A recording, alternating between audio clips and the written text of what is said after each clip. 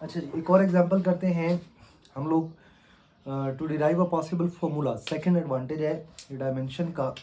हम time period of simple pendulum, it may depend on, ये हमें बताया जाएगा। Time period of simple pendulum it may depend on, ये डिपेंड कर सकता है किसके ऊपर, मास के ऊपर, इसी तरीके से डिफ्लेक्शंस के ऊपर, लेंथ ऑफ सिंपल पेंडुलम के ऊपर, ग्रेविटेशनल एक्सेलरेशन जी के ऊपर। फॉर एग्जांपल आपको चार चीज़ें बताई गई हैं।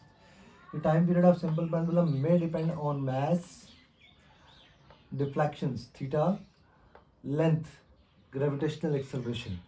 अब आप इसके ऊपर अननोन एक्सपोनेंट्स लगा दें, A B C and D. ठीक हो गया जी। आपने दोनों साइड्स की डायमेंशंस का कंपैरिजन करना है। लेफ्ट हैंड साइड की डायमेंशंस टाइम है, इसकी डायमेंशन कैपिटल टी होगी। मैस है, dimension capital M, exponent A. Theta, theta की कोई डायमेंशन नहीं होती। Theta is equal to S over R, दोनों की यूनिट्स कैंसिल आउट हो जाती है। नॉर्मली इसको हम यूँ लिखते हैं L into L minus one. S की भी डायमेंशन लेंथ की और आर की भी डायमेंशन लेंथ की। ठीक है, एक्सपोनेंट बी, फिर ये लेंथ है, एक्सपोनेंट सी, ग्रेविटेशनल एक्सेलरेशन है L T minus two, exponent D. सही हो गया जी। अब आप सेम बेसिस को एडअप कर लें, mass exponent A, length exponent B, ये वाला B minus B plus C and plus D. ठीक हो गया जी। टाइम एक्सपोनेंट है माइनस टू डी। अब ये हो जाएगा मैस एक्सपोनेंट ए, ये दोनों कैंसिल आउट हो जाएंगे। Length exponent C plus D, time exponent minus two D. जब ये फाइंड आउट हो जाए तो फिर आप दोनों साइड्स पर इनके एक्सपोनेंट्स का कंपैरिजन कर लें।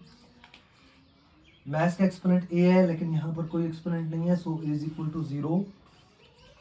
लेंथ का एक्सपोनेंट सी प्लस डी है, यहाँ पर लेंथ नहीं है, C plus D is equal to zero. Time का एक्सपोनेंट माइनस टू डी है, यहाँ पर एक्सपोनेंट वन है, तो डी किसके इक्वल आ गया, माइनस वन ओवर टू। ठीक हो गया जी। D minus one over two के इक्वल है।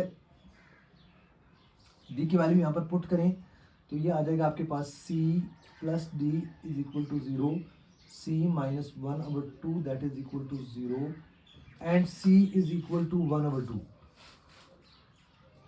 सी is equal to one over two. ये आपके पास तीनों वैल्यूज आ गई। ठीक है, ए की वैल्यू आ गई ज़ीरो।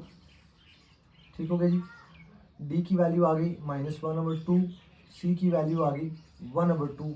अब दरम्यान में लेंथ क्योंकि ख़त्म हो गई थी इसलिए बी जो है that will also be zero. ठीक हो गया। अब इनको पुट कर दें आप टाइम पीरियड के फॉर्मूला में। Time period is proportion to mass exponent A zero,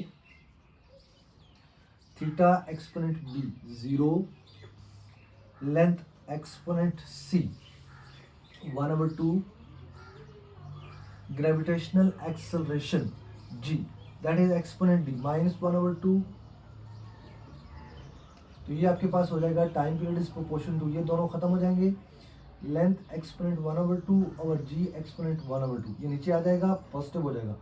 time period is proportion to L over G under root. Time period is equal to two pi L over G under root. ये इसका formula derive हो गया।